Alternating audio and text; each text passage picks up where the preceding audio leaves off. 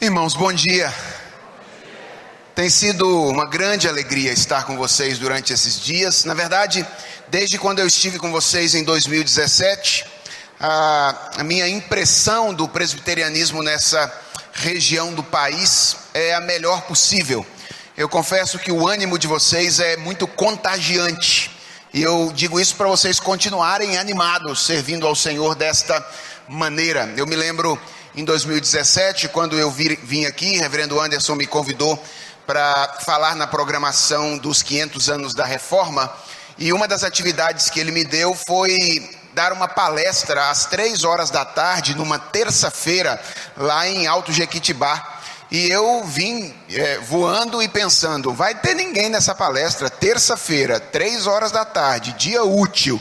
Falei, não vai aparecer absolutamente ninguém. E aí eu fui lá, tomei banho na casa do pastor, como era o nome do pastor? Pedro, né? Pastor Paulo, e me dirigi lá para o auditório da escola, onde nós íamos ter a palestra, na expectativa de aparecer lá uns 30 gatos pingados, para ouvir a palestra da tarde naquela ocasião. De repente começou a brotar gente de todo lugar, igual formiga assim, ó. E brotava gente de todo lugar da cidade, ia saindo gente, o povo tudo uniformizado, cada um com a camisa da sua igreja. E eu falei, meu Deus do céu, esse lugar não existe no Brasil, não. Eu estou num lugar completamente diferente de tudo que eu já vi nesse nosso país, em termos de ânimo da igreja presbiteriana do Brasil em uma região. Então sempre que eu vou falar, assim que algumas pessoas estão meio desanimadas com a igreja e etc., eu sempre me lembro desse episódio e digo, olha, não é todo lugar que é assim não, viu? Eu conheço um povo aí, lá numa regiãozinha lá, que é um povo muito animado, eu percebi naquela ocasião. E a minha experiência nessa ocasião tem sido muito semelhante, é muito agradável. Eu estava ali participando do momento de introdução litúrgica da nossa aula e vendo as crianças trazerem os seus dízimos e as ofertas. Aconteceu mais ou menos a mesma coisa, né? Eu estava olhando de cima assim, eu não via nenhuma criança, acho que elas estavam escondidas aqui por causa da altura do banco, e de repente alguém falou, olha, as crianças vão trazer primeiro. Começou a brotar criança igual formiga, né?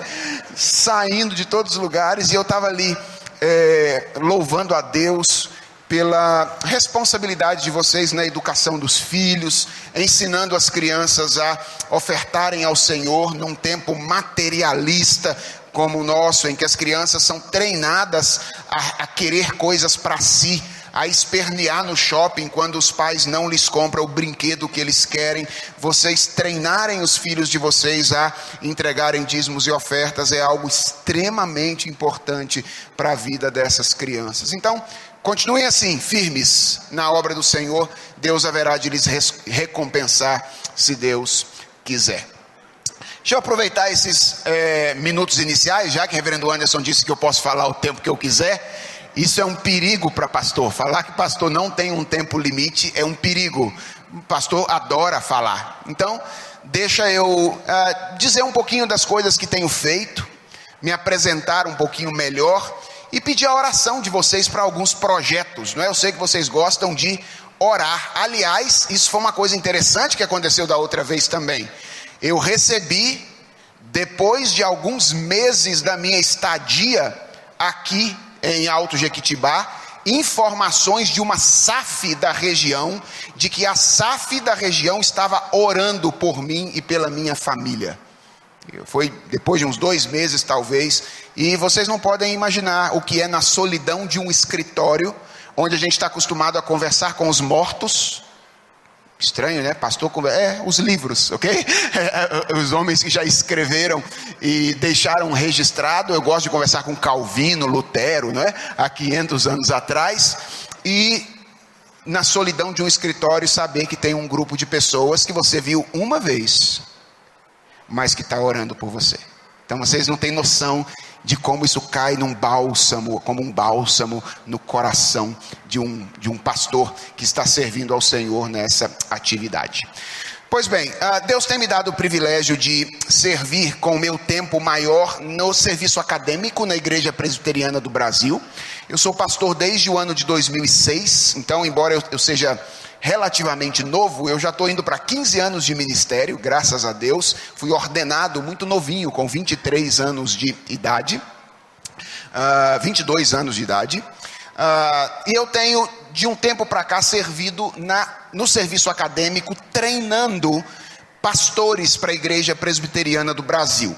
Meu tempo maior é gasto no Centro Presbiteriano de Pós-Graduação Andrew Jumper, que é ligado ao Mackenzie, à Universidade Mackenzie, a Universidade Presbiteriana. O que nós fazemos lá é treinar os nossos pastores nos seus cursos de pós-graduação. Na verdade, a gente já não treina mais apenas pastores. Nós treinamos todas as pessoas que têm interesse em um mestrado e em doutorado na área de teologia. Então, existem coisas assim que às vezes as pessoas nem imaginam. Você tem às vezes um cantor, um artista, por exemplo, Stênio. Já ouviram falar de Stênio? Stênio Márcios. Stênio gosta de teologia. De repente ele vai lá na escola e fala: eu quero estudar teologia com vocês. E vai para lá estudar teologia conosco. Às vezes você tem um médico e fala: pastor, eu sou médico. Eu sempre quis entender o que medicina tem a ver com fé cristã. Eu vim fazer um mestrado de teologia com vocês. Outras vezes você tem um pedagogo. Ele fala: olha, eu estou educando. Eu quero saber como é que eu educo melhor à luz de uma perspectiva cristã. Vim fazer um mestrado com vocês. Nessa brincadeira nós temos hoje 1.400 alunos.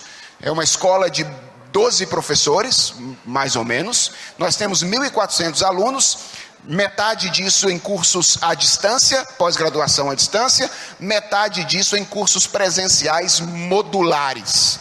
Então, se você tem disposição de fazer um curso modular de mestrado e quiser ir a São Paulo, vai ser uma alegria estudar com você. Se você não tem, mas tem um curso superior de qualquer área, você se formou em contabilidade, mas você falou: eu quero fazer uma pós-graduação em teologia, vá lá no nosso site, cpaj.mackenzie.br, e você pode estudar completamente à distância com professores como Dr. Eber Carlos de Campos, Dr. Mauro Meister, Dr. Eber Júnior, Dr. Leandro Lima, professor Chum, que esteve com vocês aqui na região há algum tempo atrás, professor João Paulo, professor Dario, Dr. Augustus Nicodemos, um grupo de pessoas que ensina na escola onde eu tenho o privilégio de ensinar. Então, se você tem interesse, dê uma entrada lá e olha nisso.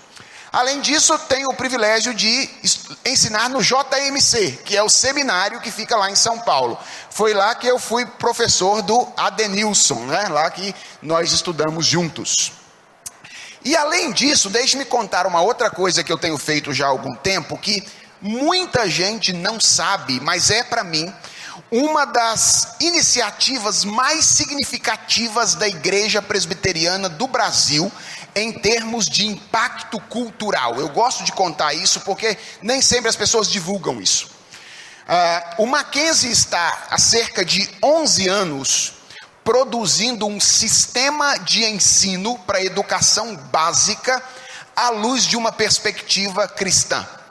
Material didático, desde crianças de 3 anos de idade até o 3º ano do ensino médio, para escola. Igual você tem o material do Positivo, do Ângulo, o Mackenzie tem o Sistema Mackenzie de Ensino, que é um material didático para escolas confessionais à luz de uma perspectiva cristã. Ou seja, o Mackenzie quer ajudar escolas confessionais a ensinar língua portuguesa, matemática, história, geografia, filosofia, sociologia e todas as disciplinas do currículo escolar, levando em conta uma cosmovisão cristã, levando em conta aquilo que a palavra de Deus nos diz. E desde o ano de 2011, eu tenho tido o privilégio de coordenar uma equipe de consultores teológico-filosóficos do Sistema Mackenzie de ensino. O que esse grupo de pessoas faz? Ele lê, esse grupo de pessoas, todo o material produzido pelo Sistema Mackenzie de ensino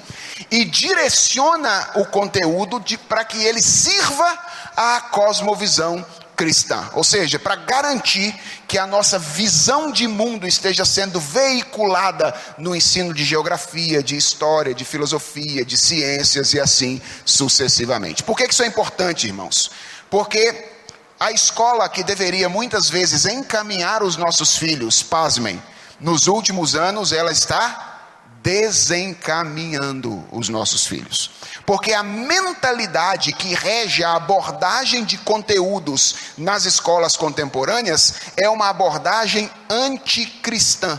é uma abordagem materialista, é uma abordagem existencialista, é uma abordagem materialista histórico. Tudo isso são teorias anticristãs que regem a abordagem de conteúdo nas nossas escolas. Então a gente manda nossos filhos para a escola, acha que os nossos filhos estão só aprendendo matemática, português, geografia e história, mas eles estão sendo doutrinados por uma mentalidade anticristã dentro da sala de aula. E o Mackenzie, então, entendendo isso, resolveu elaborar. Esse material já está hoje em cerca de 300 escolas no Brasil, tem 300 escolas usando esse material, na mão de mais ou menos 45 a 50 mil estudantes. Então nós temos hoje no Brasil, em escolas confessionais, um número grande de gente estudando com esse material que a gente está preparando lá. É a Igreja Presbiteriana do Brasil.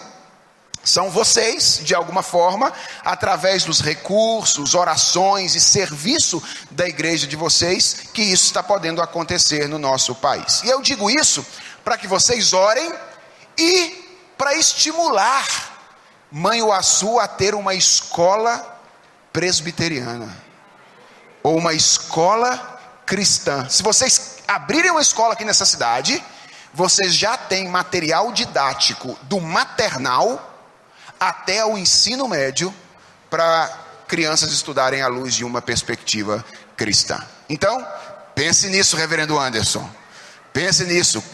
Quem sabe até trazer uma unidade do Mackenzie para cá. Já pensou? Uma escola presbiteriana Mackenzie. Mackenzie tem feito parceria em vários lugares. Acabou de abrir uma escola em Palmas, lá no Tocantins. Vai abrir agora em Itapetininga, no interior de São Paulo.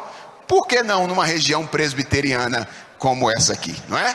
Então, orem por isso, trabalhem por isso, não é? Para que isso possa chegar de alguma forma aqui também.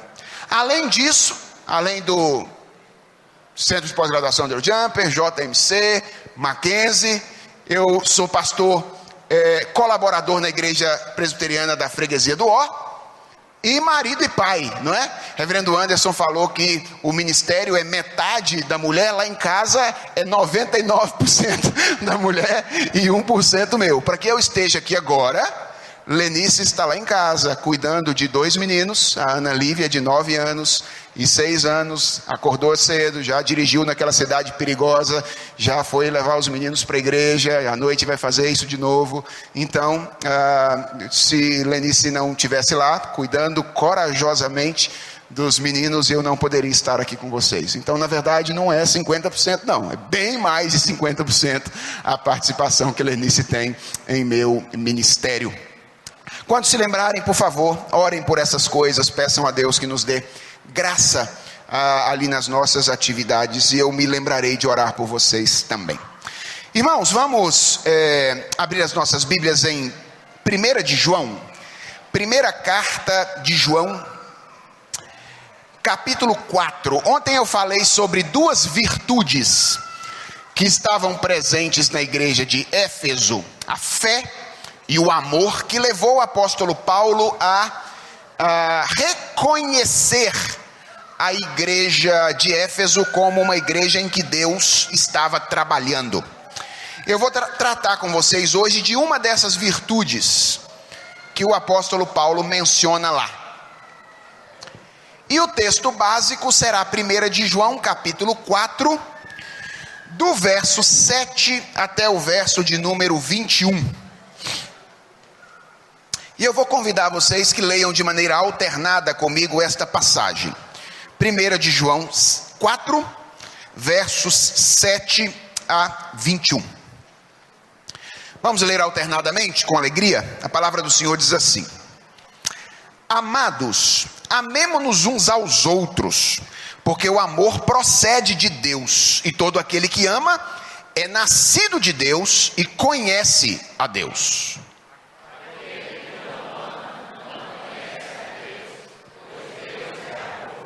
Nisto se manifestou o amor de Deus em nós, em haver Deus enviado o seu Filho unigênito ao mundo, para vivermos por meio dele.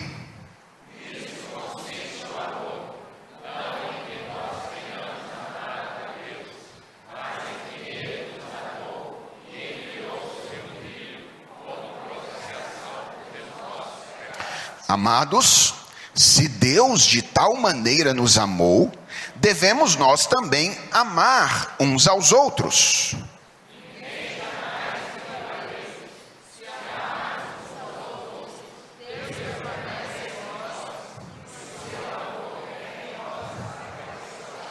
Nisto conhecemos que permanecemos nele, e ele em nós, em que nos deu do seu Espírito.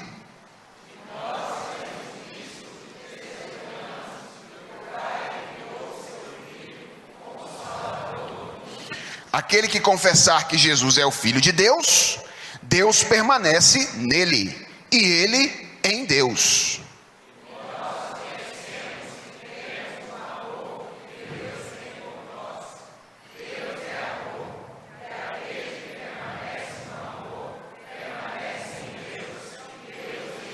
Nisto é em nós aperfeiçoado o amor, para que no dia do juízo mantenhamos confiança, pois, segundo ele é, também nós somos neste mundo.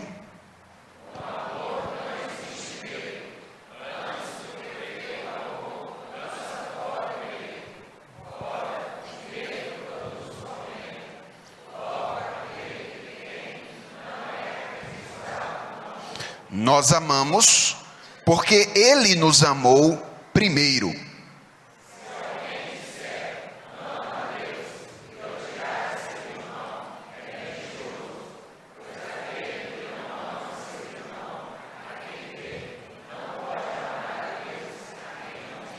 Ora, temos da parte dele este mandamento, que aquele que ama a Deus, ame também a seu irmão. Vamos falar com o Senhor? Deus, dirija os nossos passos enquanto nós caminhamos no esforço de entender esta passagem. Dá-nos a tua graça enquanto nós conversamos nesta manhã, e faz de nós, Senhor, pessoas mais entendidas e transformadas depois de conversarmos sobre o assunto que vamos tratar nesta ocasião. Abençoa o teu povo reunido neste lugar, não apenas agora, mas também em todos os momentos da existência desta igreja. Cuida de nós, é a oração que nós te fazemos em nome de Jesus. Amém. Irmãos, um dos desafios de entender um texto bíblico envolve ou tem a ver com o entendimento do contexto de uma passagem. Lutero tinha uma frase que eu gosto bastante, ele dizia que a Bíblia é a mãe de todas as heresias. Lutero dizia isso. E o que ele queria dizer com isso? Que se você quiser tirar as coisas do contexto, você faz a Bíblia dizer o que você quiser. Por exemplo, a Bíblia diz que Deus não existe. Não diz? Existe uma expressão na Bíblia: não há Deus. Está escrito isso na Bíblia, ok? Só que antes dessa expressão tem outra, que diz assim: diz o tolo em seu coração, não há Deus. Se você tirar o negócio do contexto, você faz a Bíblia dizer aquilo que você quiser. Então, um dos desafios de entender bem um texto bíblico é conseguir compreender qual é o contexto da passagem. Então, vamos tentar entender um pouquinho o que é a primeira carta de João e qual é o papel desta passagem dentro da carta de João. A carta de João foi uma carta circular. O que é isso? Ao contrário daquela de ontem, ela não foi escrita para uma igreja específica, ok? A igreja de Éfeso. Ela foi escrita para um conjunto de igrejas. Era uma carta que foi escrita para circular numa região específica onde tinha várias igrejas.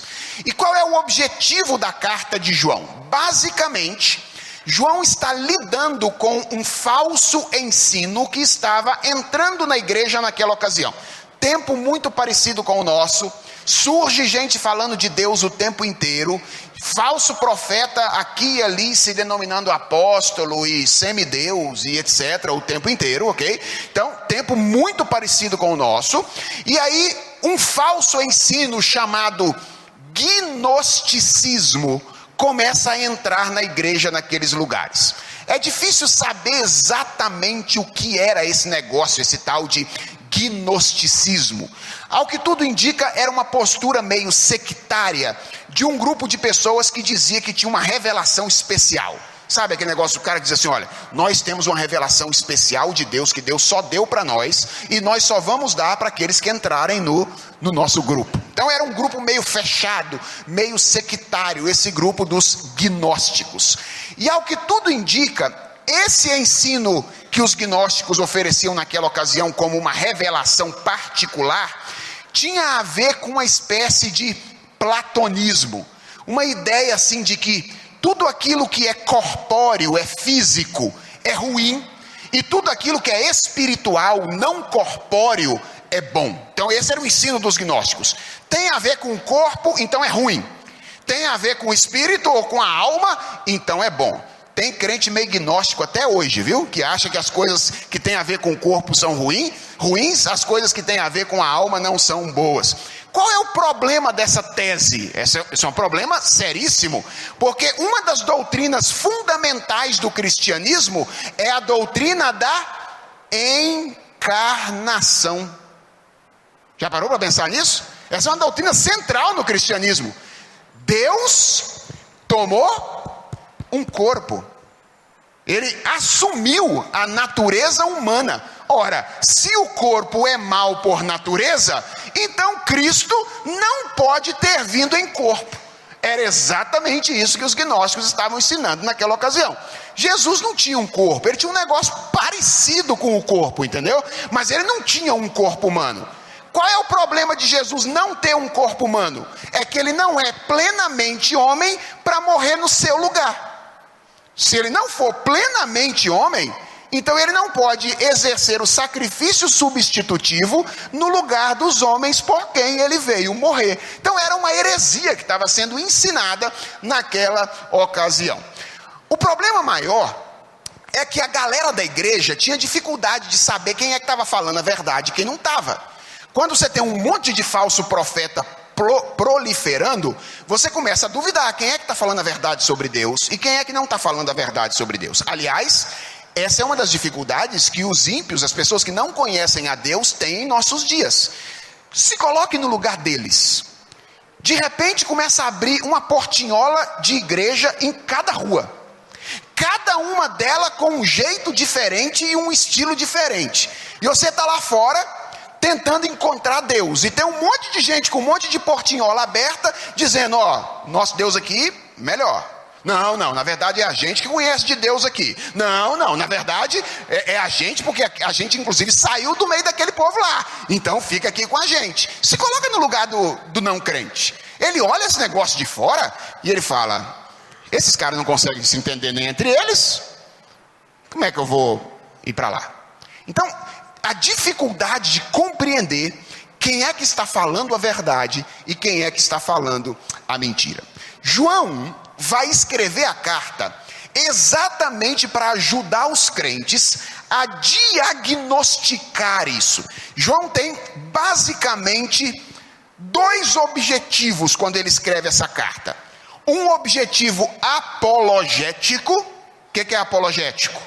Defender a fé das acusações que ela estava sofrendo e dizer, olha, por que essas doutrinas estão erradas? Esse é o primeiro objetivo.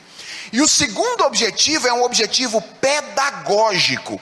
João quer ensinar os crentes a avaliar os mestres e principalmente avaliar a si mesmo para saber se eles estão caminhando no caminho da verdade. Abra sua Bíblia, por exemplo, no capítulo 5 da primeira epístola de João. E alguém que tem uma voz assim bem forte, que todo mundo vai ouvir, leia o verso de número 13 do capítulo 5 da primeira carta de João. Mas tem que ser um de cada vez, hein? Vamos lá?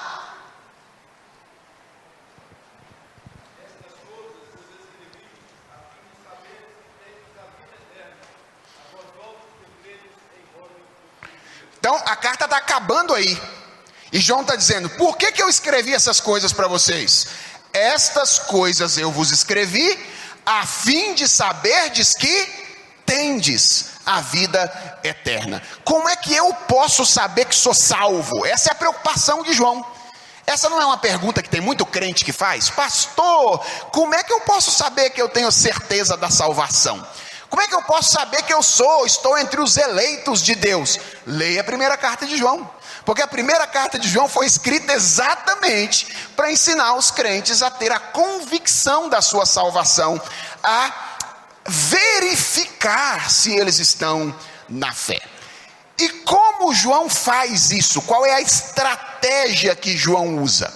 João vai apresentar basicamente 3 testes que alguém pode aplicar a si mesmo ou a um profeta para saber se ele está na verdade ou não. 3 testes basicamente. E nós vamos lidar hoje com um desses testes, que é o que está aqui no capítulo 4 da primeira epístola de João. Mas deixa eu mencionar rapidamente quais são os 3 testes que João menciona para ajudar a gente a saber se a gente está na fé ou se a gente não está na fé. O primeiro é o que nós poderíamos chamar de teste moral, ou de teste da santidade. Ele está lá no primeiro capítulo, verso de número 6, quando João diz assim, preste atenção: se dissermos que mantemos comunhão com Ele e andarmos nas trevas, mentimos e não praticamos a verdade. Esse é o primeiro teste. Você quer saber se você é crente? Quer saber se você está na fé? Então, primeiro teste: você tem vivido uma vida de obediência a Deus? Porque é isso que João está dizendo aqui. Se eu digo, eu estou em comunhão com Deus, mas a minha vida não reflete obediência à vontade de Deus, então João está dizendo que a gente é o quê? E vocês já perceberam que João não doura a pílula, né? Não é assim, olha, então é bem provável que você esteja enganado. Não, João está dizendo, você é um mentiroso. E você não está praticando a verdade. Vejam, irmãos, obviamente que João não está querendo dizer aqui que todo crente já é perfeito. Ok? O que ele está dizendo é que o pecado já não exerce mais domínio, controle sobre a vida daqueles que estão na fé. Então esse é o primeiro teste, ok? O teste moral ou da santidade. O segundo é o teste da verdade. Olha que interessante. O primeiro teste tem a ver com o que a gente faz. O segundo teste tem a ver com aquilo que a gente crê, aquilo que a gente acredita. Está lá no capítulo 4, versículos 2 e 3, quando João diz assim: todo espírito que confessa que Jesus veio em carne é de Deus. Todo aquele que não confessa a Jesus não procede de Deus. Então João diz: você quer saber se você está na fé? Então verifique o que você acredita. E se o que você acredita estiver afinado com a Bíblia, então isso é uma evidência de que você está na fé. Agora, se o que você acredita não tem fundamento na Bíblia, então isso é um sinal de que você pode não estar na fé. Isso é importante, não é? Porque tem muito crente hoje em dia que diz assim: pastor, esse negócio de doutrina, não gosto desse negócio de doutrina não. Doutrina, eu sou assim, um crente da prática, eu gosto de fazer as coisas, pastor, sabe? Não, tudo bem, a gente tem que fazer mesmo. O João está dizendo ali, primeiro é o teste da moral, da santidade. Mas o que João está dizendo é que as razões pelas quais nós fazemos as coisas são tão importantes quanto as coisas que nós fazemos. Isto, sem fé é impossível agradar ao Senhor. Então as razões são importantes. Primeiro, o teste moral ou da santidade. Segundo, o teste da verdade. E o terceiro teste, que está aqui no capítulo 4, versos 7 a 21, é o teste do amor, que tem a ver com os nossos relacionamentos interpessoais, a maneira como nós nos relacionamos com as outras pessoas. Na verdade, esse teste vai aparecer em vários lugares na carta, não é em um lugar apenas. E talvez a versão mais resumida dele esteja em 1 de João capítulo 3, verso de número 14. Veja como é que aqui em 1 de João 3, 14, nós temos um resumo muito claro do teste do amor. Vocês podem ler junto comigo? 1 de João capítulo 3, verso 14. O texto diz assim: nós sabemos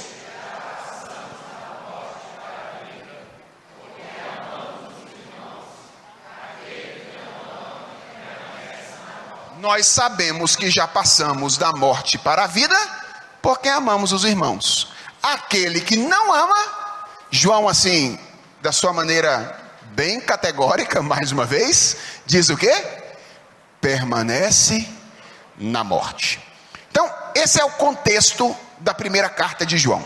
João está querendo ajudar um grupo de pessoas a verificar se eles são cristãos de verdade. E João manda eles olharem para 3 coisas. Primeira, a maneira como você vive na sua vida cotidiana.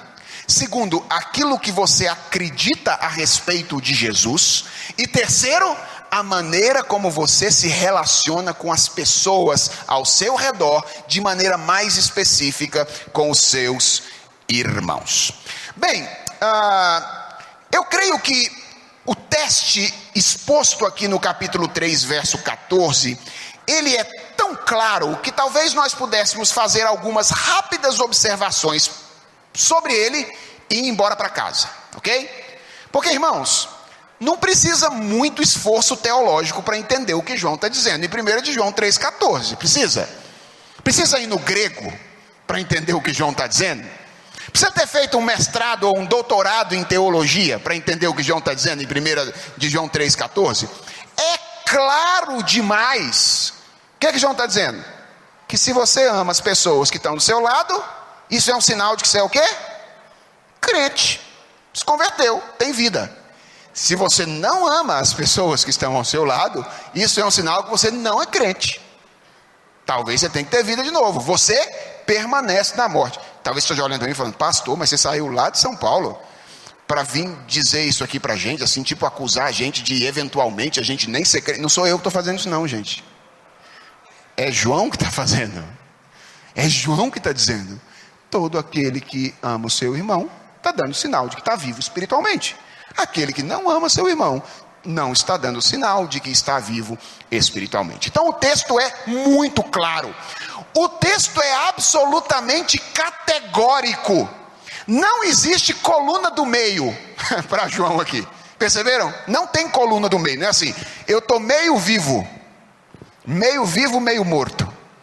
Não, eu estou 75% morto, 25%. Não, João diz: só existem 2 possibilidades espirituais. Ou você está vivo, ou você está morto. Como é que você evidencia que está vivo? Por meio do amor em relação aos seus irmãos. Como é que você evidencia que está morto?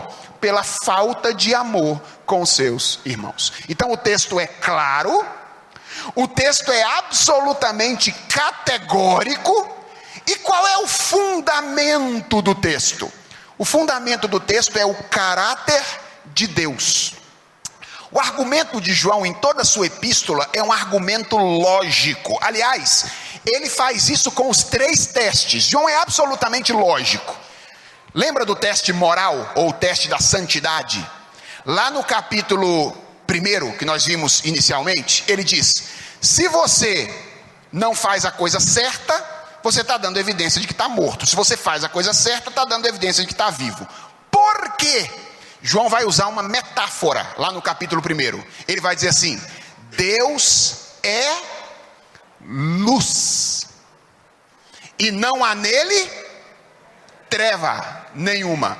Se alguém disse estar na luz, João diz, e anda nas trevas, ele é o quê?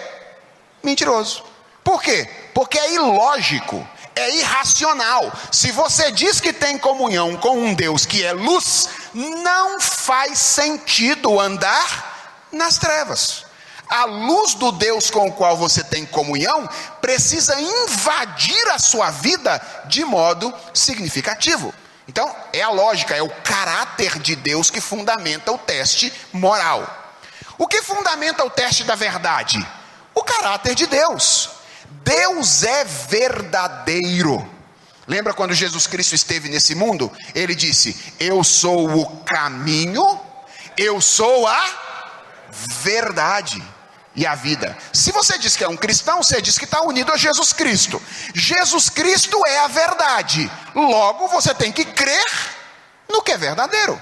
Não faz sentido crer em outra coisa, porque na relação com Deus é tal pai, tal filho. O filho tem que expressar o caráter do pai. E o teste do amor? A mesma afirmação feita por João a respeito da luz no capítulo 1 é feita a respeito do amor no capítulo 4. Aliás, preste atenção, a Bíblia diz pouquíssimas vezes a respeito de Deus: Deus é alguma coisa. Poucas vezes.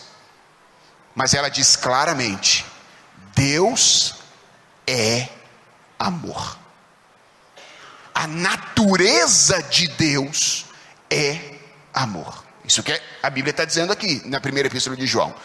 Logo, se eu digo que tenho comunhão com Deus, que é amor, qual é a expressão, qual deve ser a expressão disso nos meus relacionamentos? Amor ao próximo. Se eu digo que tenho comunhão com Deus, que é amor, mas o amor não se mostra na minha relação com as pessoas, então eu tenho um problema lógico de argumentação. Então, o fundamento é o caráter de Deus.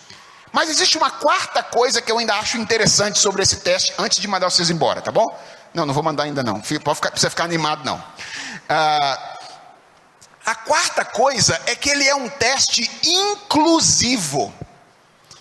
Tem uma coisa interessante aí.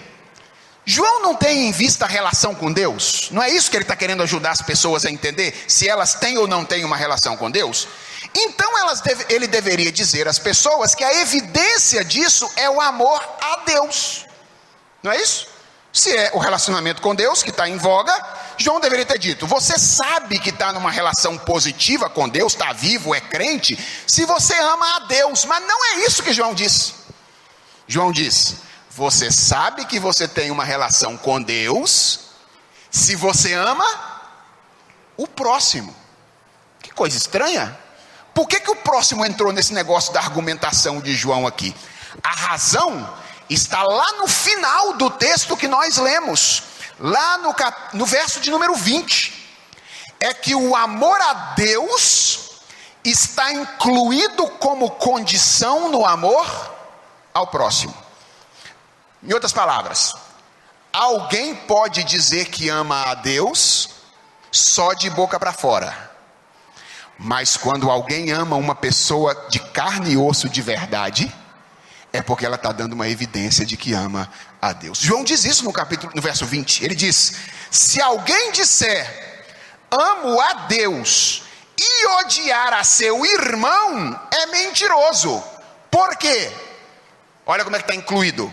Porque aquele que não ama a seu irmão a quem vê, não pode amar a Deus a quem não vê. Aliás, vocês já perceberam que quando Jesus Cristo foi resumir os 10 mandamentos, e ele resumiu no mandamento do amor, foi exatamente nessa ordem que Jesus Cristo resumiu os mandamentos? Ele disse: amarás ao Senhor teu Deus de todo o teu coração, e amarás ao próximo como a ti mesmo. Por que Jesus estabeleceu essa ordem? Ele não falou amarás ao próximo e a Deus.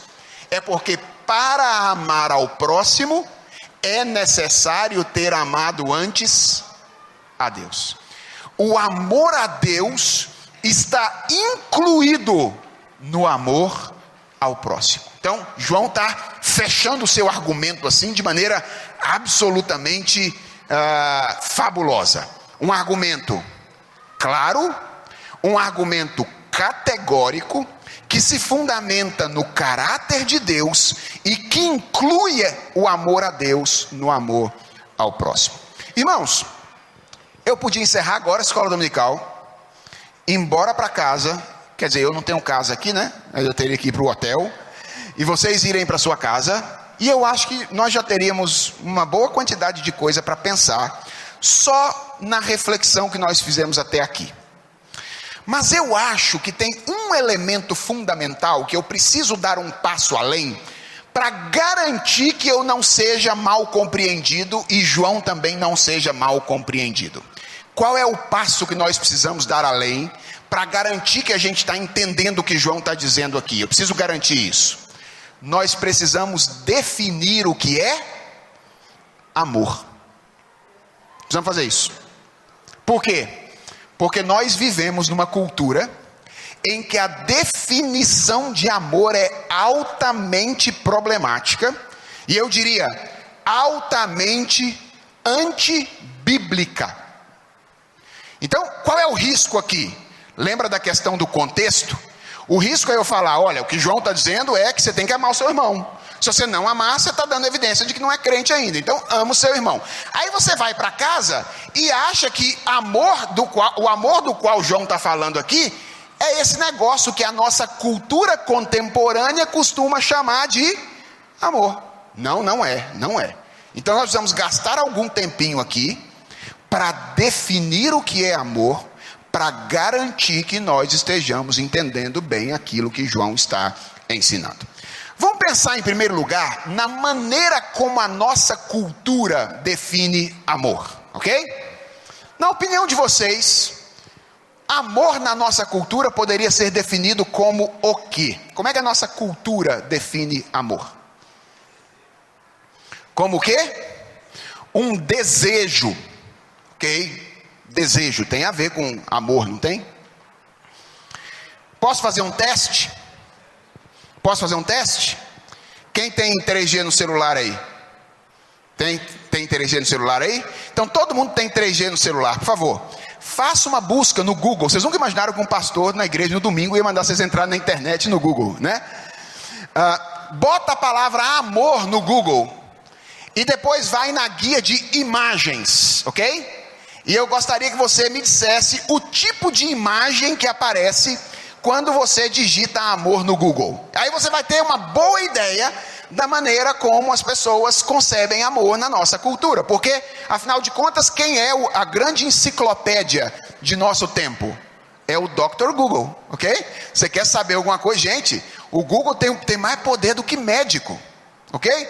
Quando você tem uma dor num determinado lugar, qual é a primeira coisa que você faz hoje? Dá um Google. Você não vai mais ao médico, você dá um Google. E aí você começa a se tratar a partir daquilo que as pessoas disseram lá. Eu tive uma dor assim, era tal coisa. E aí você começa a fazer isso. Tal é o poder que essa abazinha aí tem na nossa mentalidade. Veja, eu não fiz essa busca hoje, tá? Hoje não fiz. Mas eu sou capaz de dizer o que você encontrou aí. Por exemplo, você encontrou corações vermelhos? Sim ou não? Encontrou? Corações vermelhos. Possivelmente você encontrou homem e mulher. Encontrou relação entre homem e mulher? Bastante. É possível que alguns estejam meio seminus. Tem algum aí meio seminu assim? Relação erótica, meio sexual? Tem alguma coisa assim? Ó, se tiver coisa feia demais, fecha rápido, tá? Fecha rápido, mas eu imagino que não vai ter coisa feia demais. Deve ter uns animaizinhos também, uns cachorrinhos. Tem cachorrinho? Cachorrinho tem? Tem os bichinhos aí, ó. Aí, tá vendo? Tem bichinho aí. Tem flechinha do cupido? Flechinha do cupido, tem? Tá aí, é fácil você saber. Por que eu estou dizendo isso? Não é porque eu tenho poder de previsão não, irmãos. É porque o conceito de amor na cultura contemporânea está atrelado ao reino das sensações ou ao reino dos afetos, em geral, tendo a ver com a relação sexual. Aliás, amor e sexo na nossa cultura são palavras que se tornaram sinônimas. Quando alguém quer um eufemismo para dizer que fez sexo com alguém, qual é a expressão que ele usa? Fez amor. Vamos fazer amor.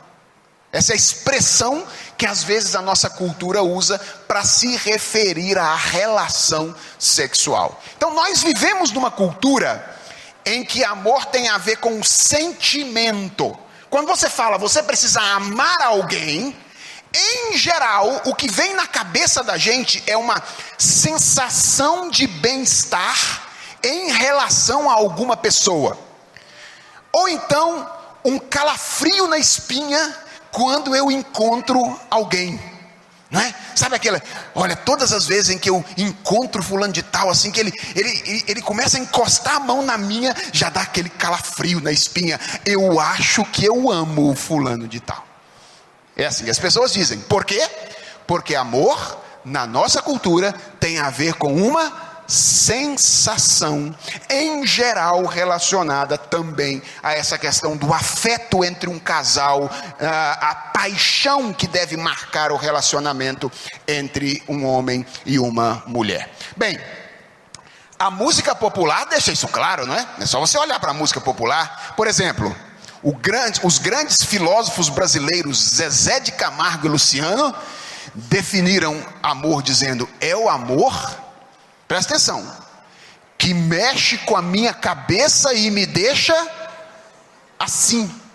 Eu fico me perguntando, assim como, né? Assim como, é exatamente essa ideia de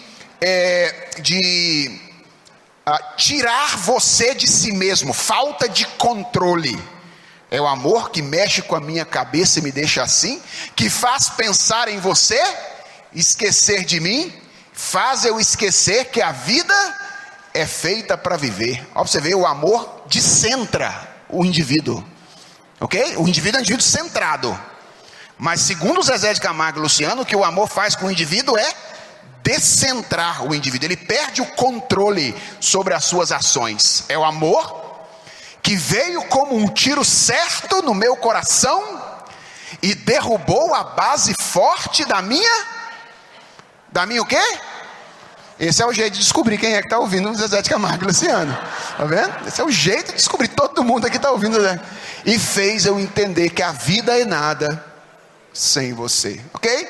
E essa é a definição de amor da nossa cultura, como alguma coisa que descentra os indivíduos. Talvez você seja um pouco mais, goste de coisas um pouco mais cultas, não é? Então aí você pode se lembrar, por exemplo, sobretudo se você é mulher, daquela frase de Camões que você escreveu no seu diário uma vez na vida. Toda mulher escreveu alguma vez na vida em um diário essa frase do Camões que dizia: amor é fogo que se arde sem se ver, é ferida que dói e não se sente, é um contentamento descontente, é dor que desatina sem doer. Isso é mais um exemplo de como é que o conceito de amor na cultura contemporânea está relacionado ao reino das sensações, ao descentramento do indivíduo. Agora, a pergunta que eu gostaria de fazer com vocês é: será que quando a Bíblia fala de amor, é disso que ela está falando? Será que o conceito bíblico de amor está relacionado ao reino dos afetos, ao reino das sensações? Será que na Bíblia amor é primária e principalmente alguma coisa que se sente? E eu quero mostrar para vocês agora que se a gente trabalhar com o conceito de amor bíblico, a gente precisa levar muito mais a sério o alerta que João está fazendo para nós hoje. Porque para a Bíblia, amor não é só sentir um frio na espinha quando outra pessoa chega perto, não. Amor não é só ter um sentimento de bem-estar em relação a alguém no coração, não. Amor é muito mais do que isso. Então, como é que nós poderíamos definir amor numa perspectiva bíblica, quando a Bíblia usa a palavra amor? Em primeiro lugar, eu quero apontar duas características aqui, tá? Em primeiro lugar, amor na Bíblia está muito mais relacionado ao reino das ações do que ao reino das afeições. Amor na Bíblia tem muito mais a ver com alguma coisa que a gente faz do que com alguma coisa que a gente sente. Olha que interessante. A expressão fazer amor está correta. À luz da Bíblia ela está correta. Só que não é isso que a nossa cultura diz que é. Ok? Mas amor não é uma coisa que se sente primariamente. Amor é alguma coisa que se faz. Se faz. E como é que nós chegamos a essa conclusão em 1 de João capítulo 4?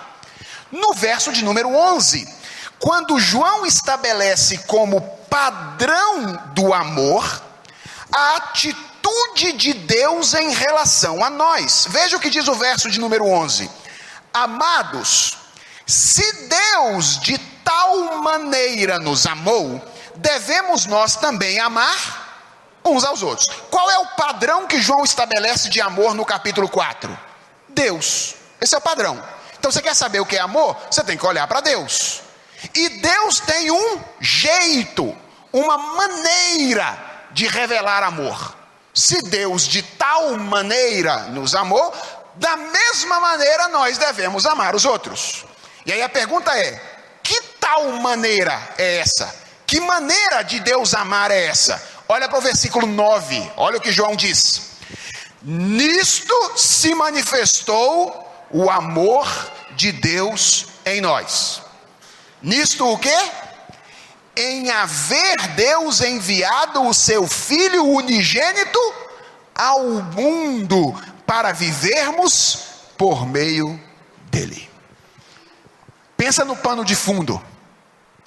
Deus cria o ser humano reage com ingratidão a Deus, e agora você tem Deus e o ser humano inimigos. O homem agora é um inimigo de Deus.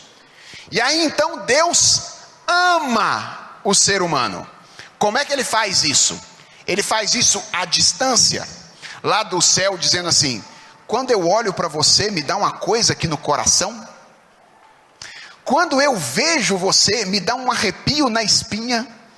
É assim que Deus ama o ser humano. O texto diz: nisto se manifestou o amor de Deus. Não foi em palavras, não foi em meras sensações, foi por meio de atitudes concretas. Havia algo que precisava ser feito para que a relação do homem com Deus fosse restabelecida. Havia um preço que precisava ser pago para que o homem pudesse retornar à comunhão com Deus. E a manifestação do amor de Deus, segundo João, está na disposição de Deus de pagar o preço para que a relação de Deus dele com o homem fosse novamente estabelecida. Então, Deus revela o seu amor não apenas por algo que ele diz, não apenas por algo que ele sente, mas Deus revela o seu amor por algo que ele faz. Irmãos, isso é muito significativo. A maneira como Paulo descreve um amor naquele texto que todo mundo acha que é do Renato Russo, não é? Lembra 1 Coríntios capítulo 13? Tem gente que acha que é do Renato Russo, né? Ainda que eu falasse a língua dos homens e dos anjos, se eu não tivesse amor, de nada valeria. A maneira como Paulo descreve o amor naquele texto é simplesmente fabulosa. Vocês já pararam para perceber isso? Como é que Paulo descreve o amor ali? Ele personifica o amor. O amor vira uma pessoa na linguagem de Paulo. Ele personifica o amor. E ele começa a atribuir um monte de atitude a essa pessoa que é o amor. Vá lá para 1 Coríntios 13, vamos dar uma olhada nisso. O texto é belíssimo. 1 Coríntios capítulo 13.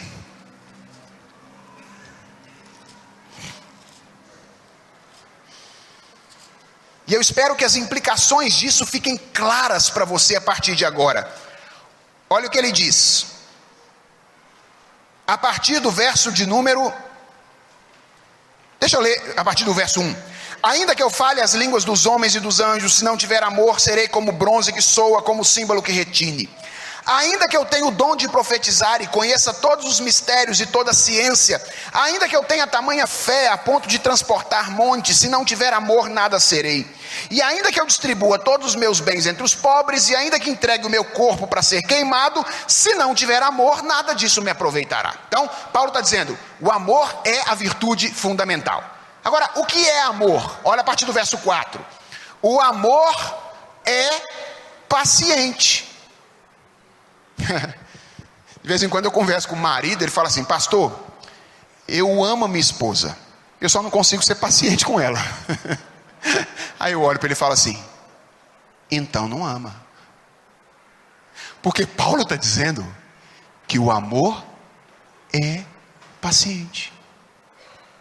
Veja, não precisa se martirizar não, tá? Não precisa se matar não. É que amor é isso mesmo. Tem vez que a gente consegue bem. Tem vez que a gente vai muito mal. É isso mesmo, é alguma coisa que a gente faz. Então há ocasiões em que eu amo a minha esposa, mas há ocasiões em que eu não amo a minha esposa, e eu preciso me arrepender, pedir perdão a Deus e dizer: naquilo ali eu não amei você. Percebe? Amar não é um sentimento assim que perdura a vida toda.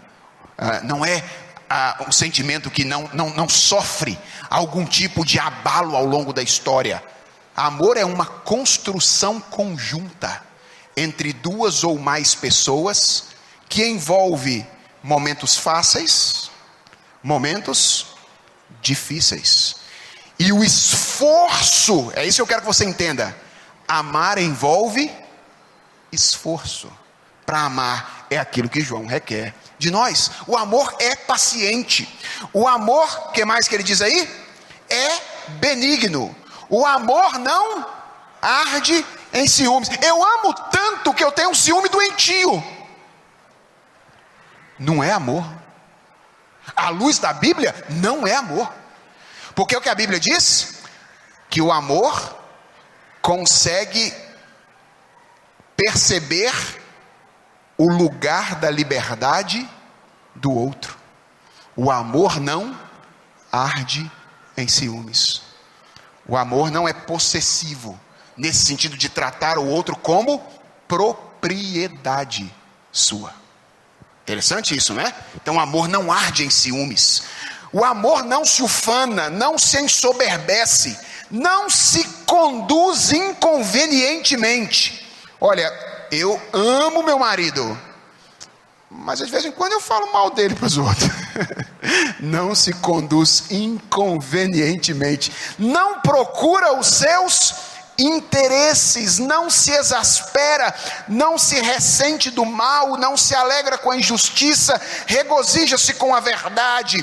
Tudo sofre, tudo crê, tudo espera, tudo suporta. Esse amor, diz o apóstolo Paulo, jamais acaba. Essa disposição de fazer algo em prol de outra pessoa. Então, a primeira coisa importante que a gente precisa entender, se queremos entender o que João está dizendo, é que amar significa fazer coisas. Quando você entende isso, você entende uma série de outros textos bíblicos. Por exemplo, Jesus deu uma ordem muito difícil de ser cumprida se a gente encarar amor no sentido sentimental. Jesus disse: amai os vossos inimigos. Na boa, será que Jesus está dizendo assim: reverendo Anderson vem e me dá um soco na cara, aí quando eu encontro ele de novo, o meu coração tem que sentir coisas boas por ele? Ou então, quando eu encontro ele de novo, tem que sentir um frio na espinha de prazer de estar perto dele de novo? É isso que Jesus está dizendo quando ele diz: amai os vossos inimigos? Desculpe, meus irmãos, isso é utópico.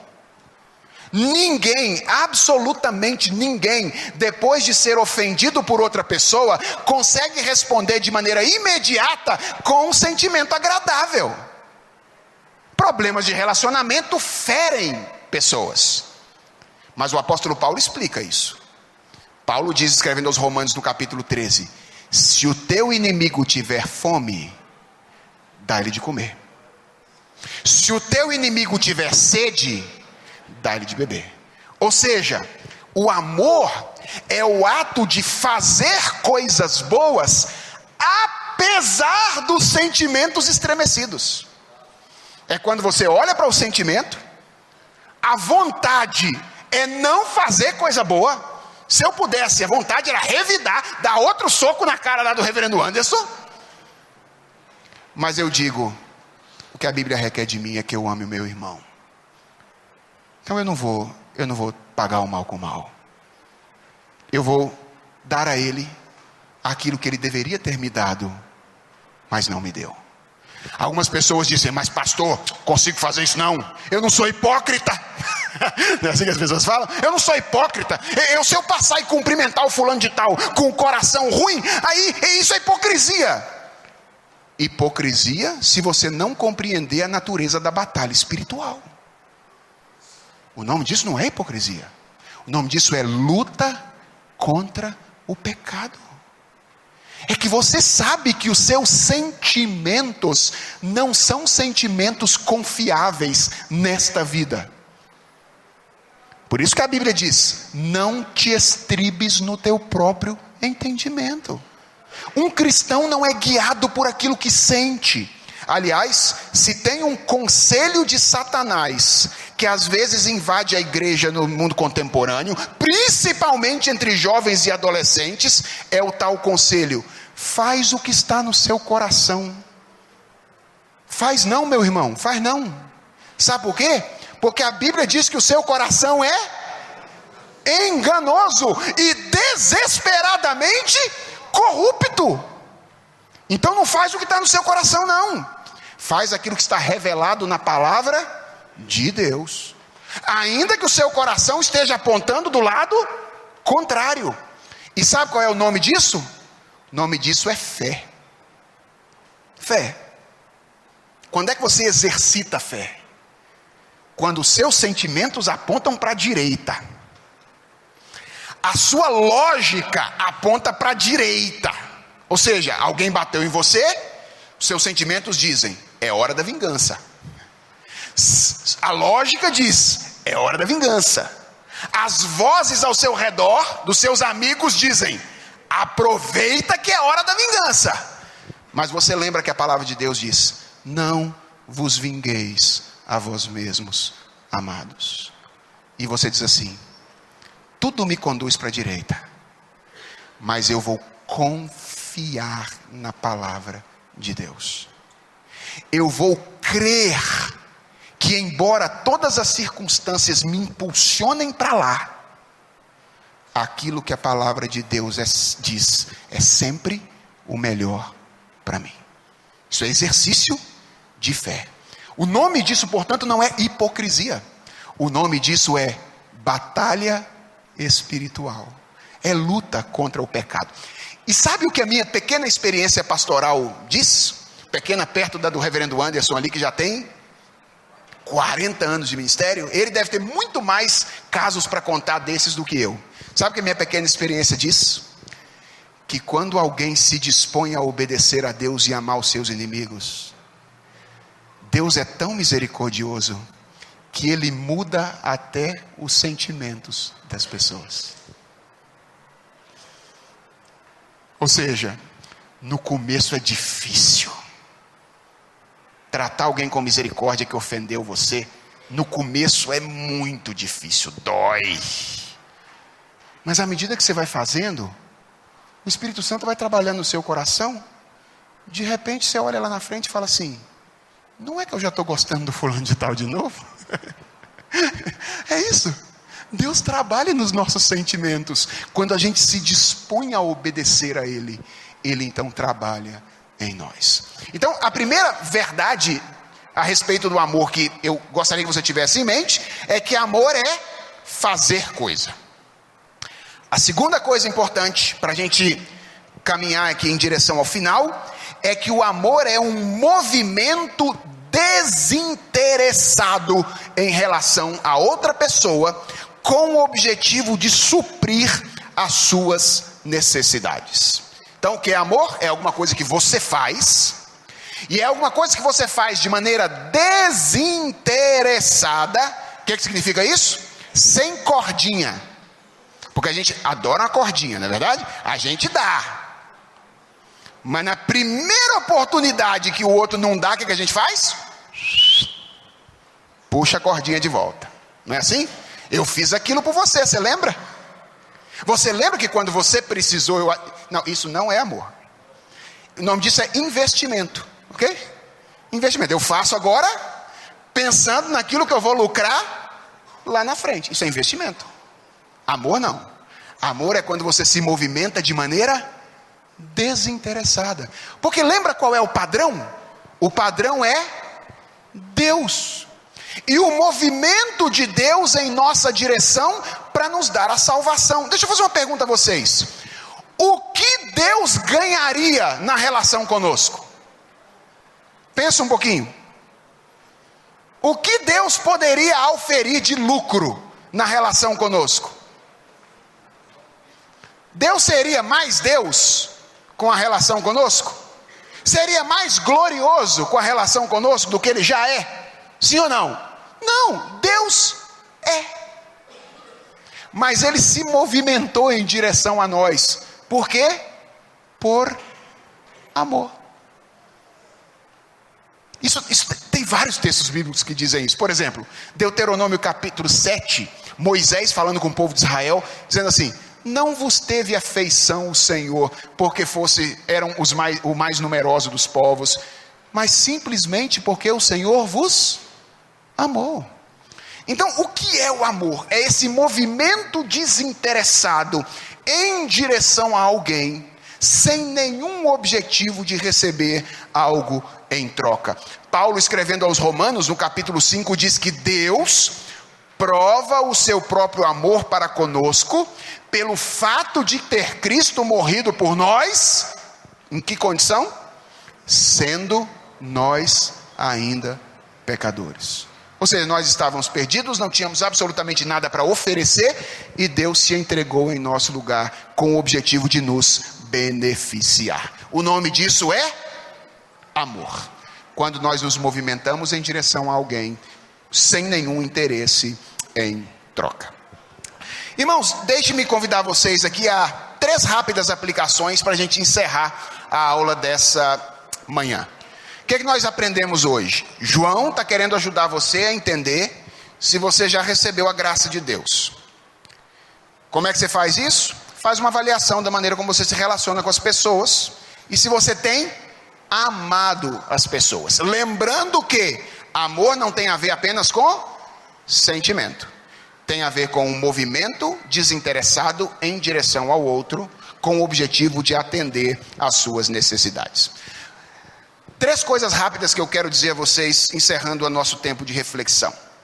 Primeiro, eu quero convidar vocês, cada um de vocês, a uma reflexão a respeito da veracidade da nossa situação espiritual, lembrando que ela se mostra por meio dos nossos relacionamentos. Irmãos, primeira coisa que eu acho que essa mensagem dessa manhã, essa aula da manhã, deve nos convidar a fazer, é convidar cada um de nós a se movimentar para dentro, em primeiro lugar, um movimento de autorreflexão, para fazer uma avaliação da nossa condição espiritual. Esse é o primeiro chamado dessa manhã. E eu espero que você faça isso durante o dia de hoje. Reflita sobre o seu estado, ou o estado da sua relação com Deus, baseado no que você ouviu. A segunda coisa que eu acho que nós temos com essa mensagem é um convite. Um convite a quê? Um convite a nos envolvermos de maneira significativa com iniciativas de assistência a pessoas necessitadas. O que a palavra de Deus está dizendo aqui é que quando nós nos movimentamos à assistência dos nossos irmãos, nós estamos revelando a nossa filiação espiritual. Então eu quero fazer um convite a você, que é: envolva-se com iniciativas da igreja de tratamento ou de assistência às necessidades de pessoas em condição de vulnerabilidade. E em terceiro lugar, eu creio que esse tempo de reflexão nos dá uma convicção fundamental. Qual é a convicção? Eu não sei como você se sente quando você ouve essas palavras de João, mas eu me sinto, por um lado, encorajado, por lembrar que Deus tem me dado privilégios e oportunidades para amar as pessoas em algumas ocasiões, mas ao mesmo tempo envergonhado, porque no fundo todos nós somos aprendizes desse negócio de amor. Ninguém sabe amar. plena e perfeitamente, ninguém sabe amar. Por quê? Porque o pecado fez de nós pessoas autocentradas. Qual é o contrário de amor, na opinião de vocês? A gente acha que é ódio, não é? Eu acho que não. Eu acho que o contrário de amor é egoísmo. Isso é o contrário de amor. O amor é um movimento desinteressado de dentro para fora. O que é o egoísmo? É um movimento interesseiro de fora para dentro. É quando, ao invés de olhar para as pessoas como oportunidade de serviço, eu olho para as pessoas como oportunidade de lucro, exploração. O que eu vou ganhar com isso? Não, essa não é a pergunta de um cristão.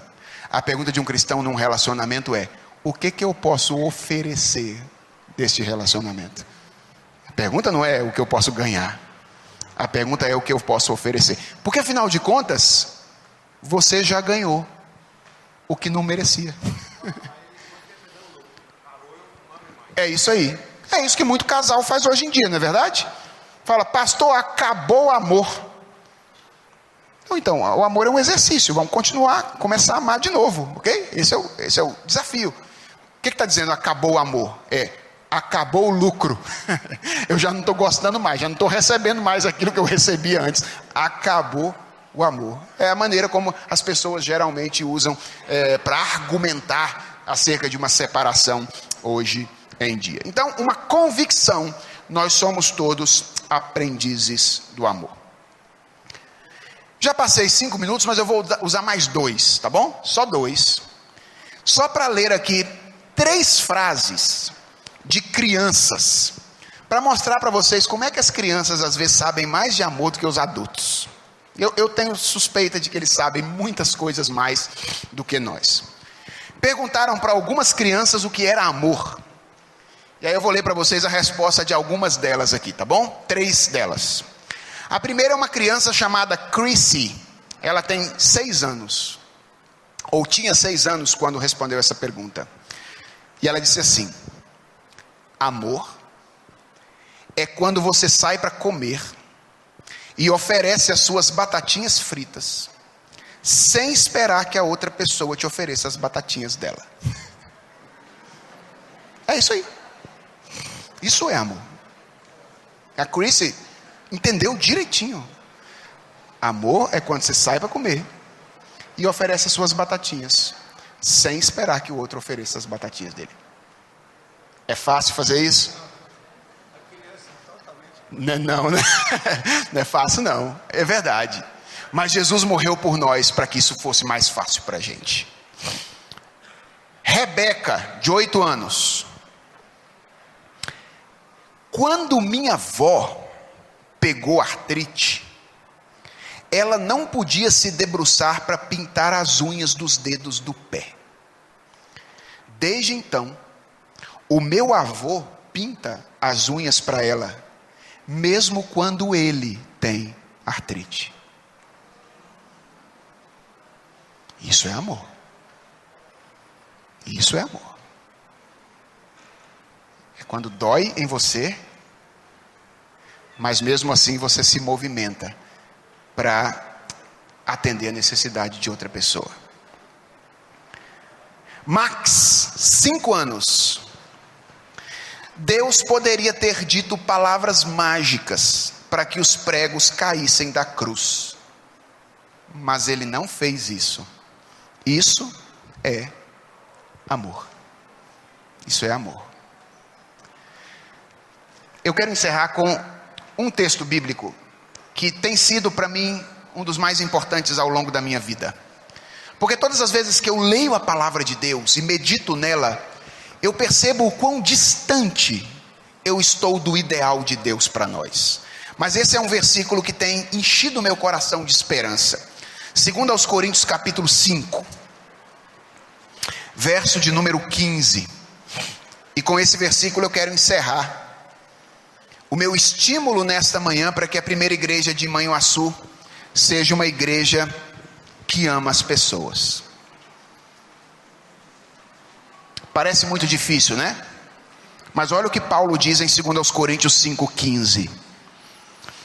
E ele aqui é Jesus Cristo, morreu por todos. Para quê? Por que Jesus morreu? A gente, em geral, quando fala na morte de Jesus, a gente pensa na eternidade, né? Fala, morreu para que eu vá para o céu. Ele morreu para que eu more com ele por toda a eternidade. Sim, é verdade. Mas ele morreu para fazer coisa agora também na nossa vida. E presta atenção no que Paulo diz. Ele morreu por todos, para que os que vivem não vivam mais para si mesmos, mas para aquele que por eles morreu e ressuscitou. Se você é ser humano decaído como eu, você sabe, você parece ter um negócio dentro desse coração que chama todas as coisas para os seus próprios interesses, não é verdade? É isso mesmo, tem um negócio aí, um vírus dentro da gente, chama pecado, que sempre puxa as coisas para os nossos interesses. Olha a promessa que Paulo está fazendo aqui. Ele disse que a morte de Jesus Cristo tem como um dos efeitos presentes mais significativos nos conceder poder para fazer o quê? Viver de maneira amorosa, ao invés de viver de maneira egoísta. Jesus morreu por você, pela igreja, morreu por mim. Para quê? Para que nós abríssemos mão do nosso egoísmo e pudéssemos viver uma vida de amor verdadeiro de uns para com os outros. Amor verdadeiro significa vida que nunca tem problema, vida que não tem esbarrão, vida que não tem pisão no pé um do outro. Não. Significa uma vida que, mesmo os pisões e os esbarrões, não anulam a nossa disposição de viver sacrificialmente uns pelos outros, como Jesus Cristo se sacrificou em nosso lugar. Meu desejo é que essa virtude que o apóstolo Paulo viu na igreja de Éfeso, e que agora acho foi melhor entendida por nós, seja vista de maneira clara na vida de vocês, durante os próximos 114 anos de existência, se o Senhor quiser. Reverendo, tens a palavra, que Deus nos abençoe.